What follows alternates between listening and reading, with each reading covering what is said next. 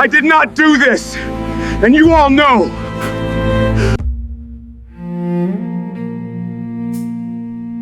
You are dismissed.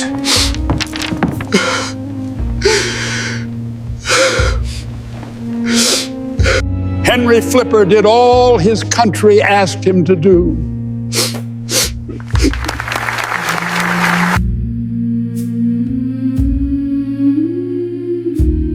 What if I told you that the United States Army once took a man born in chains, watched him become their finest officer, watched him build structures that are still standing today, watched him fight their wars in the burning desert, and then destroyed him for a crime he did not commit? And what if I told you that the same army knew it was wrong? Their own judge advocate general said so. The Secretary of War said so. The evidence said so, but they destroyed him anyway. This is not just the story of a man who graduated West Point. This is the story of what America does to black excellence when it gets too close to power, too close to respect, too close to everything they said a man born into slavery was never supposed to reach. His name was Henry Ossian Flipper, and I promise you, by the end of this video, you will feel something you were never taught to feel, about a name you were never taught to know. Before we begin, subscribe to Black Pioneers and Cowboys, because these are the stories that history buried, and someone has to dig them back up. Leave a comment right now and tell us, did your school ever teach you the name Henry Flipper? Because mine didn't. Now, let us begin. In Thomasville, Georgia, the air smells like red clay and wood smoke. The roads are dirt. The nights are long. And if you are born black in this place and this time, the law does not see you as a person. The law sees you as property. Can you imagine being born into a world where your first breath already belongs to someone else? Not your mother's arms, not your father's prayers, not your own future. Someone else's property. That is the world Henry Flipper is born into on March 21st, 1856. His mother, Isabella, is enslaved. His father, Festus, is enslaved. Festus is a skilled shoemaker and carriage trimmer, a man with hands that could build things, a man with a mind that could solve things. But those hands, those skills, that mind, all of it legally owned by a slave dealer named Ephraim G. Ponder. And here is the part that will make your chest tighten. When Ponder decided to move his business, he threatened to separate the family, to sell Isabella away from her husband, to take little Henry away from his father, because he could, because the law said he could. But Festus Flipper did something extraordinary. This man who owned nothing, who earned nothing that was truly his, scraped together every coin, every cent, worked every hour God gave him, and beguiled his enslaver to let him purchase his own wife and child. Not their freedom. He couldn't buy that. Just the right to keep them together. Think about what kind of love that is.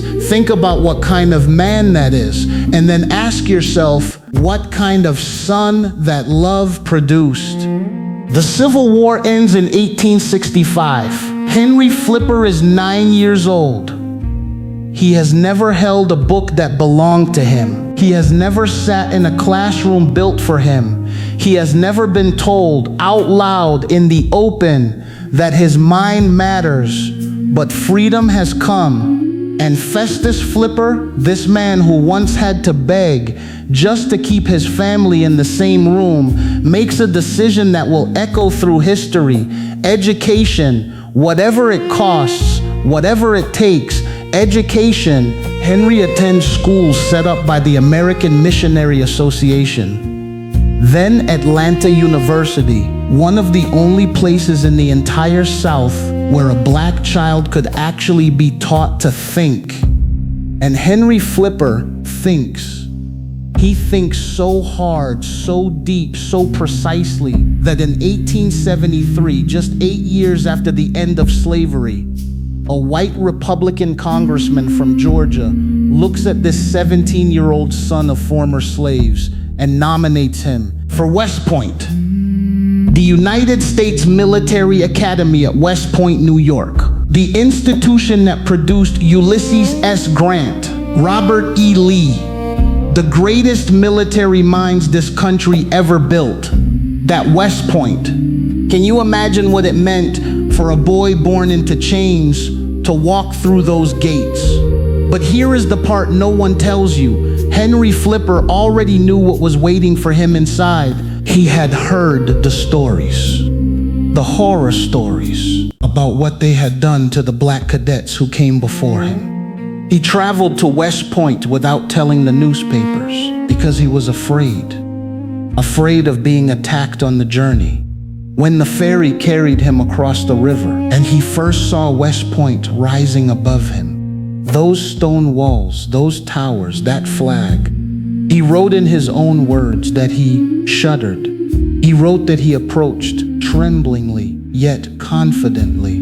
Trembling and confident at the same time. Hold that image, because it is going to matter before this story is done. The moment Henry Flipper walks through those gates, the entire institution turns against him. Not some of it, all of it. The white cadets at West Point had a tradition. They called it silencing. And it was exactly what it sounds like. Every white cadet in that academy agreed, without a single written order, without a single announced policy, to simply stop acknowledging Henry Flipper existed. No one speaks to him at meals. No one speaks to him in the dormitory. No one speaks to him in the hallways. No one sits near him. No one acknowledges him. In ranks, during drills, during inspections, surrounded by 100 men, training side by side to defend the same country, Henry Flipper stands alone for 4 years. 1,460 days of complete, deliberate, organized human silence. He wrote about it himself. He said, "There was no society for me to enjoy, no friends, male or female, for me to visit." Can you imagine sitting in a dining hall full of the sound of voices, laughter, the clatter of plates, and none of it is for you? Can you imagine marching in formation, shoulder to shoulder with men who have decided you are invisible? 4 years. Every morning he woke up in that silence. Every night he went to sleep in that silence.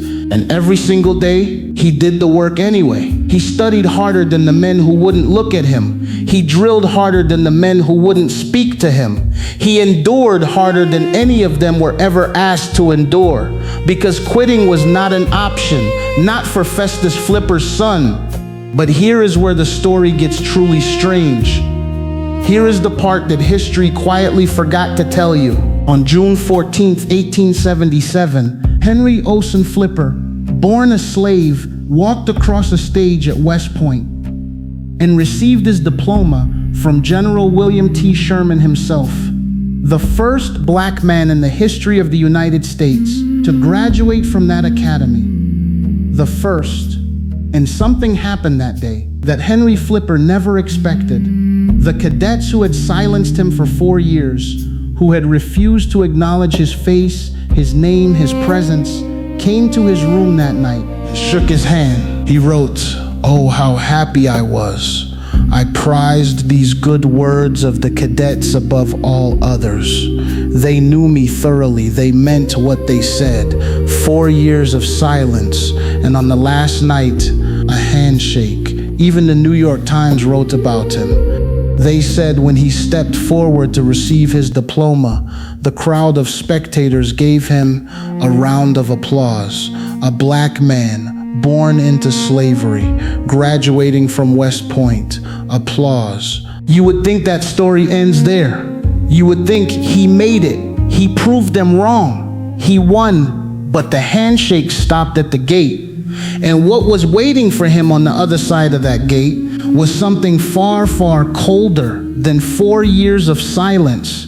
Henry Flipper is commissioned as a second lieutenant and assigned to the 10th Cavalry Regiment, the Buffalo Soldiers, black soldiers serving a country that still barely sees them as men, riding into Apache territory in the burning Texas desert. And Henry Flipper thrives.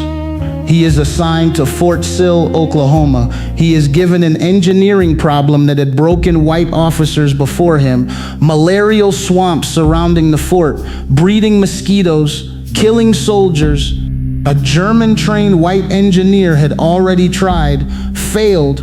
Henry Flipper, born unable to legally read, designs a drainage system so precise, so perfectly engineered, that it eliminates the swamps entirely. They called it Flipper's Ditch. It is still standing today, a registered National Historic Landmark, still standing today. Built by a man who wasn't supposed to exist. He builds roads, he builds telegraph lines, he fights in the Victoria campaign against one of the most feared Apache leaders in frontier history and earns commendations. His commanding officer, Captain Nicholas Nolan, praises him, trusts him, makes him adjutant. For 5 years, it seems like Henry Flipper has done the impossible.